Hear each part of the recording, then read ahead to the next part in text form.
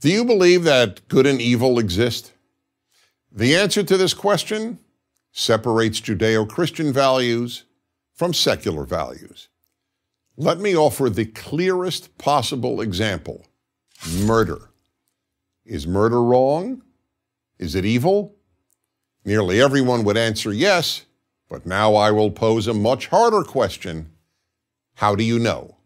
I'm sure you think murder is wrong, but how do you know? If I asked you how you know that the earth is round, you would show me photographs from outer space or offer me measurable data. But what photographs could you show? What measurements could you provide that prove that murder or rape or theft is wrong? The fact is, you can't. There are scientific facts, but without God, there are no moral facts.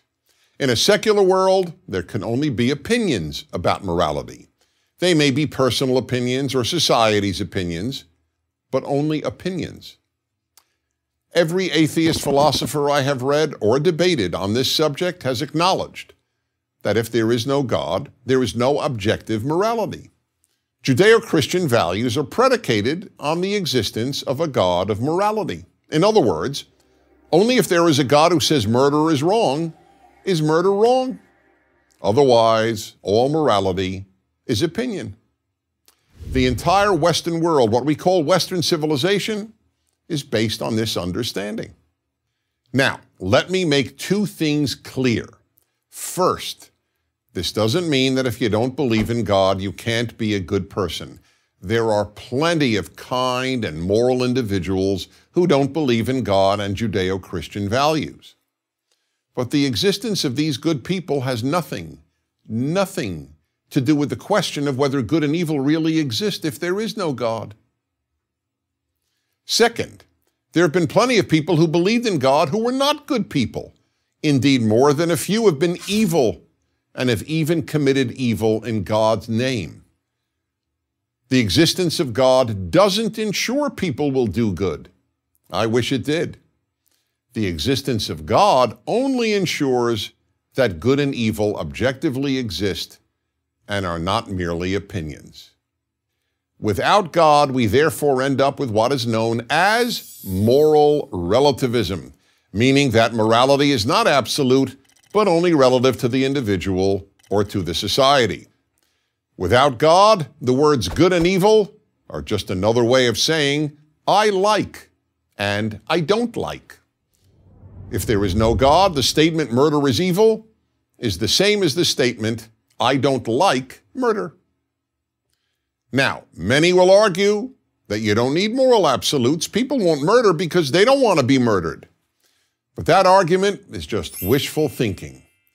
Hitler, Stalin, and Mao didn't want to be murdered, but that hardly stopped them from murdering about 100 million people. It is not a coincidence that the rejection of Judeo-Christian values in the Western world by Nazism and communism led to the murder of all these innocent people. It is also not a coincidence that the first societies in the world to abolish slavery, an institution that existed in every known society in human history, were Western societies rooted in Judeo-Christian values. And so were the first societies to affirm universal human rights, to emancipate women, and to proclaim the value of liberty. Today, the rejection of Judeo-Christian values and moral absolutes has led to a world of moral confusion. In the New York Times in March 2015, a professor of philosophy confirmed this. He wrote, "What would you say if you found out that our public schools were teaching children that it is not true that it's wrong to kill people for fun? Would you be surprised? I was." The professor then added, "The overwhelming majority of college freshmen view moral claims as mere opinions." So then, whatever you believe about God or religion, here is a fact.